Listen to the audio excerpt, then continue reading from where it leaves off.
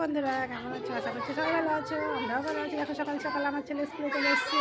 দেখো ক্লাসরুমে বসে গেছে, দেখেছো? এই দেখো ক্লাস করতে শুরু করেছে। কিসে পড়ো বাবু তোমরা? KG1?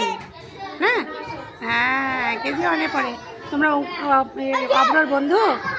হ্যাঁ এই দেখো, এই দেখো অব্র ক্লাসরুমে বসে গেছে, দেখছো বন্ধুরা? ক্লাসরুমে বসে বসে ক্লাস করছে। দেখো, তুমি টুয়ে পড়ো? বাবা, টুয়ে নয়, বলবা KG1। KG1-এ পড়ো তোমরা। এই দেখো, দেখেছো বন্ধুরা? অব্র ক্লাস করছে। ও খুব দুষ্টুমি করে। আমি আসি, এসে 7:30টায় পিরিয়ড লাইন হলো। তারপর পিরিয়ড লাইনের পরে ওকে রুমে বসিয়ে দিলাম। হ্যাঁ, বসিয়ে দিলাম। বসিয়ে দিয়ে 8:30টার দিকে আমি চলে যাই, গিয়ে রান্নাবান্না করি। মেয়ে স্কুলে যায়, বাবা স্কুলে যাবে, তো রান্নাবান্না করতে হবে। তাই রান্নাবান্না করি, ওকে রেখে যাই। তো না থাকতে চায় না, কান্নাকাটি করে, তবু জোর করে রেখে চুপ করে চলে যাই।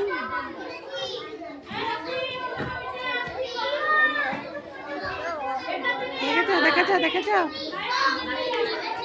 হাই তুলছে দেখো। এবার ঘুম আসছে, ঘুম আসছে, ঘুম আসছে, ঘুম আসছে। ওই দেখো দিদি ভাই, এটা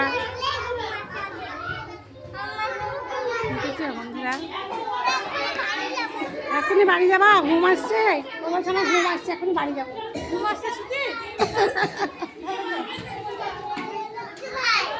এই দেখো, এটা একটা আমার ছেলেদের ক্লাসরুম। এখানে পাশে ক্লাস হয়, পাশে ক্লাসরুম।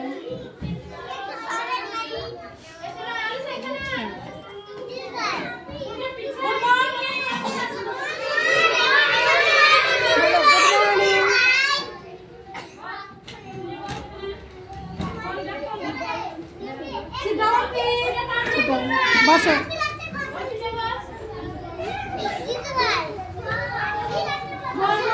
ওখানে একটা পাশে ক্লাস হচ্ছে।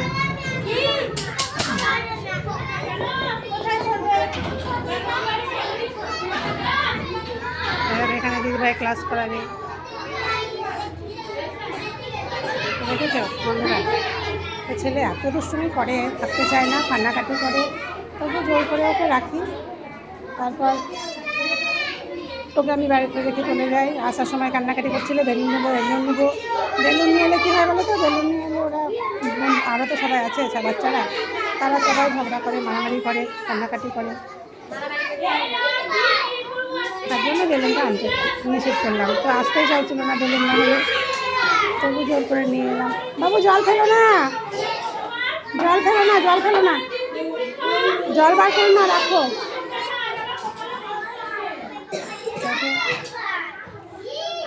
ছেলে আমার ক্লাসে বসে তো আছে চুপচাপ, এখন কী করবে বলা যায় না।